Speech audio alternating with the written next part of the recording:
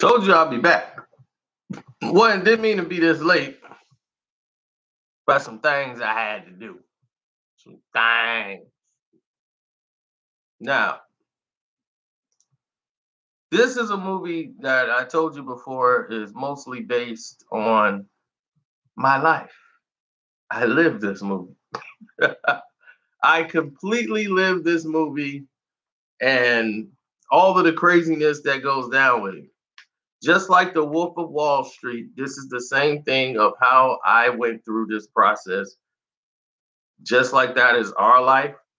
This is the same thing on a smaller scale. Same jobs, hitting the phones, whatever. Now, this movie was made by what's that director guy that everybody talked about? What's his name? Boots, somebody. But the movie is very colorful, it's very inspirational. And Lakeith Stanfield, that's his name. He plays a tremendous role in this. He's a down on his luck slacker, not going anywhere with his life. Then his girlfriend, played by Tessa Thompson, her name's Detroit. She's just she's just out of her mind. They're not going anywhere. And they're working this dead end job. And while he's working this job, it's just a regular thing. He's not really having any success. Then he runs into Danny Glover's character. Wasn't a telecommunicator, but it was a similar job. We have to hit the phones, basically cold call some of the people. Some people we did have contacts with, and we have to sell. We did mostly consulting work, selling, making money, big money, if you were good. But the same thing that they told him, Danny Glover told him, is the same thing that was told to me and the people that worked at our job. So when the trailer first came out, I went to Facebook and was like, look, they're making movies about our job again. Because everything in the Wolf of Wall Street was our job. Everything that you've seen happen there happened at our job. I even showed you the videos on YouTube. We have the largest sexual harassment lawsuit in the history of the United States of America. Our job. That's a true story. It's documented. We was on NSNBC. That's how big it was. We got the news outside. None of us allowed to talk to the news. It was crazy. Now, the girl is still on YouTube. They've tried to get the video taken down. It's been shoved around. The company changed its name. That's how bad it was. It's like, look, we got to change the name. Our name getting burnt up. Let's change it.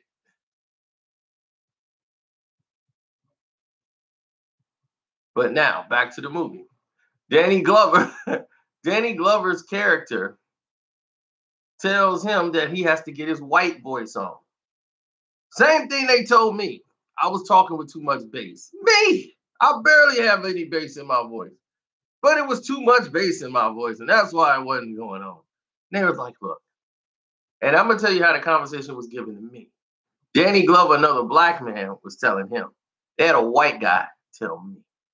And here's how this conversation went with me. Then we'll go back to the film. Now, the conversation when they had it with me was a white guy. His name was Kevin also. He's a nice guy. Kevin Fenton.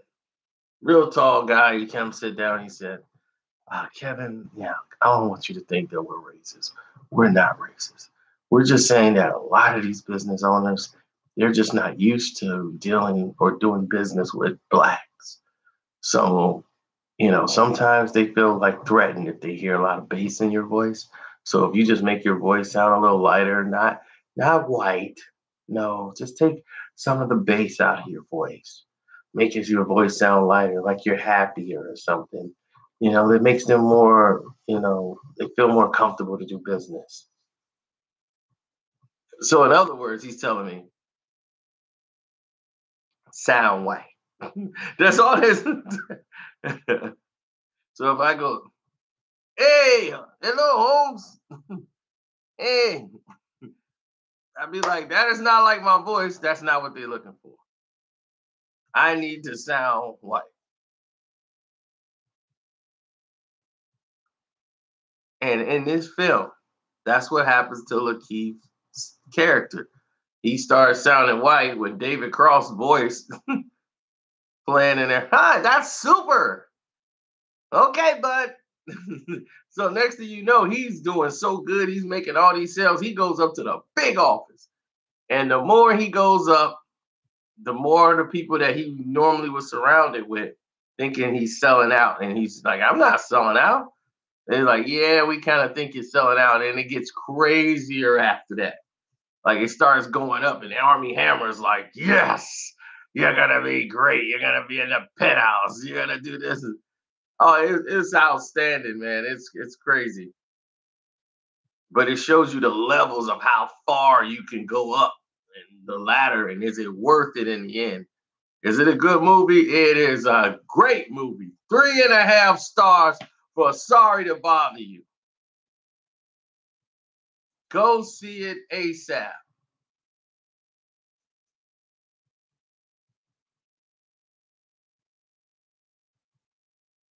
I don't want to see Tessa Thompson. I mean, she's overrated to me completely. She gets on my nerves. She plays the same character in almost every role. She just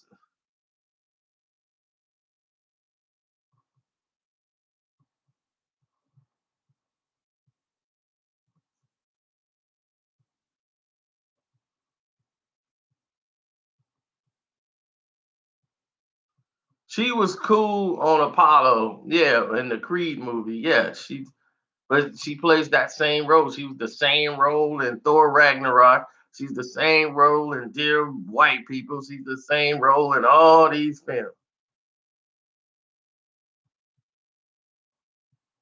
And in this one, she plays Detroit, the same doggone role.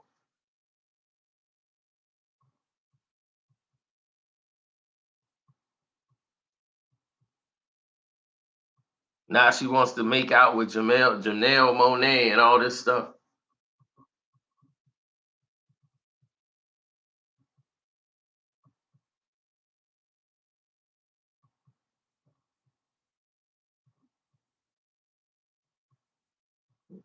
What HBO show?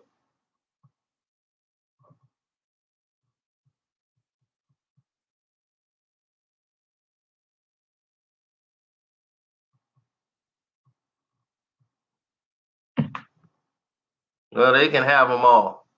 Her, all of them. Y'all can have Tessa Thompson and Janelle Monáe. Both of them. Complete waste.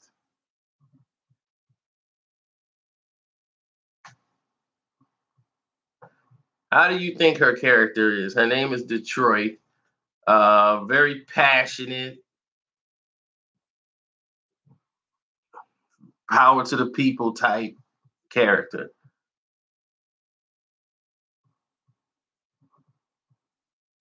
I want to see some range out of her.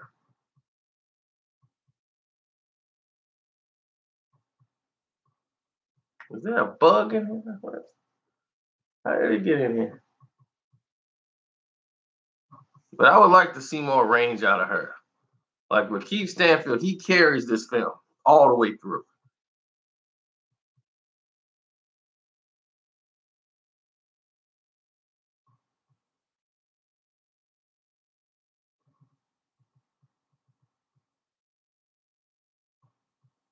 And that's basically it. That's all I'm going to tell you about the film. I'm not going to tell you none of the other stuff. You know the premise, you know where it goes, you know how high it goes when Army Hammer is just crazy in this film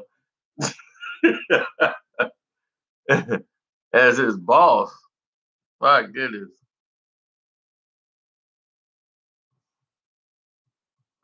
Um, some other people in the film, Ghost is in the film. Yep, Amari Hardwick is in the film. You'll like that. I'm not going to tell you too much. This is a lot of guest appearances in here.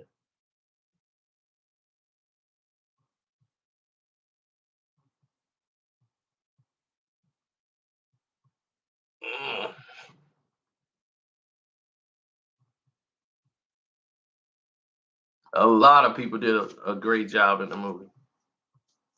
Even the guy from The Walking Dead, the guy, the Asian guy, Chin, the one that got his eyeball popped out with the bat. Poof, poof. Hey, I'm not all right. I don't want to tell nothing about these twists and turns in the film. It takes a strange turn, and I don't want nobody 3.5 stars. That's all you need to know. But sorry, sorry to bother you. And that's all I'm doing here. I'm sorry to bother y'all. I just wanted to give y'all this movie review. Sorry to bother you, sir. Um, Quick question.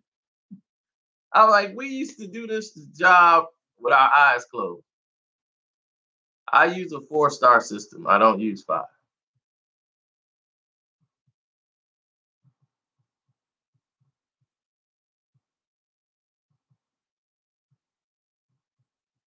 Jared T, what do you know about men at work?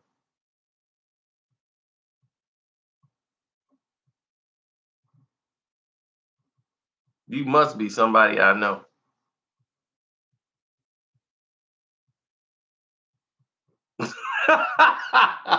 I think we've had this conversation before.